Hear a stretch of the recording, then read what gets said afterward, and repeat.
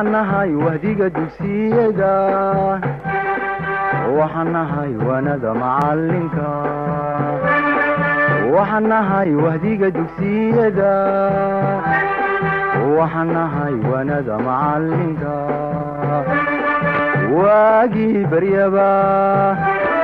أو بحلقة ورابشو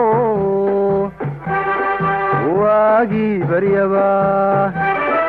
أو بحلقة ورابشو وحنكو ورورينا ودنكينا وحبرتا ودنكينا وحبرتا وحنبار واجب كيس وحنبار واجب كيسا وهسنينو وابن مينو وروريقي مينو وعن مينو ururka ardayda jaamacadda bariga Afrika laanteeda Buuhoodle ayaa kormeer ballaaran ku tagay deegaanada Ceegaag iyo Woodwood waxaana ay u kurgalayeen waxbarashada dugsiyada sare ee deegaamadaasi ururkan oo ugu horeyn tagay deegaanka Ceegaag ayaa waxa ku soo dhaweeyay maamulaha iskuulka Ceegaag iyo ardayda dugsiyada hoose dhexe iyo saraba ugu horeyn waxa halkaas ka hadlay gudoomiye ku-xigeenka ururka jaamacadda Najiib Cabdicasiis Ducaale bacda salaan inta yadan aad arkaysaan waxaanu ka kala soconaa jaamacadda bariga Afrika farceeda Buuhoodle iyo waxaana la socdaa secondary-ga Xirsi Dhabarlow degmada Woodwood ujeedkayagan aan hadda halkan idinku nimid wuxuu ahaa wacyigelin iyo isbarasho kulli dabcan jaamacadda bariga Afrika warkeeda waa haysaan barnaamijyo badan bay qabatay anagu ma ururka jaamacadda bariga Afrika hadaanu nahay barnaamijyo badan baanu qabanay waxaana ka ah barnaamijyada aanu qabanno ama aanu taaganahay isdhexgalka iyo tayeynta waxbarashada iyo sidii loo midayn lahaa secondary-yada sidoo kalena waxa halkaas ka hadlay gudoomiyaha ururka jaamacadda Najiib Cabdi Haybe iyo maamulaha iskuulka Ceegaag iskuulka Ceegaag secondary ilaa dugsiga hoose dhexe ma sha Allah gobolkeena maanta horumar aad u ballaaran ayuu ku talaabsaday maanta oo aan haddaan nahay ururka jaamacadda bariga Afrika aan hal meel isugu keenay tiro gaaraysa 12 secondary oo deegaanka ah kuwa gudaha iyo kuwa banaanka haddaba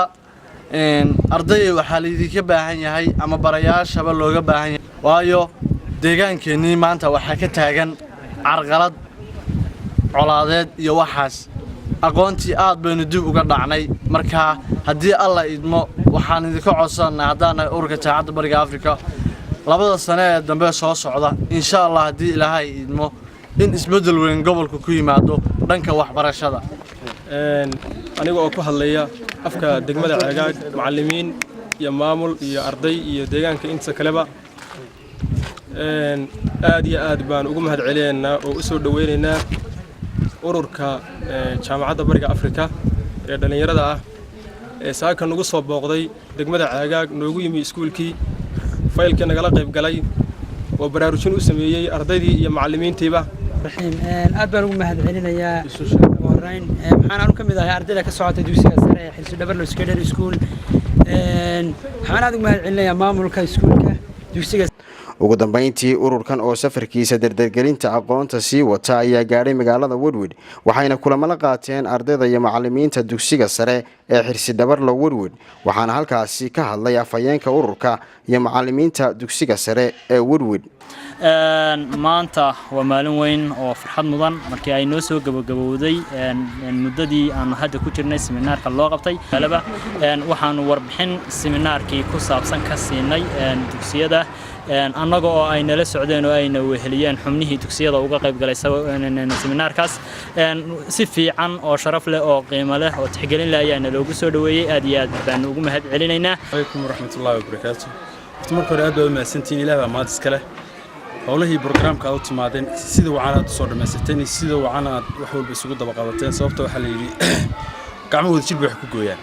haddii aan coordinator la sameyn iskuulaadka iyo ardayda wax walba aan la isku xirin horta wax ma hagaagaan wixii la isla qabtana horta wax wanaag un baa ka soo baxay ilaahay waxaan ka baryaynaa wax khayr qabo oo mir dhalayna ka soo baxaan waan jecelnahay ardaydeena gobolka Cayn inay horumar iyo guul ay gaaraan waxaan aad ugu faraxsanahay annagoo macallimiintaaba ardaydan oo muddooyinka u dambeeyay waday dardargelinta aqoonta iskuulaadka gobolka Cayn iyo deegaamada hoos yimaada ayaa waxay dhawaan siminaar u soo gabagabeeyeen ardayda dugsiyada sare ee hoos yimaada gobolka Cayn iyo gudaha magaalada Buuhoodlaba. Cabdicasiis Aadan Jaamac Kalsan TV Buuhoodle.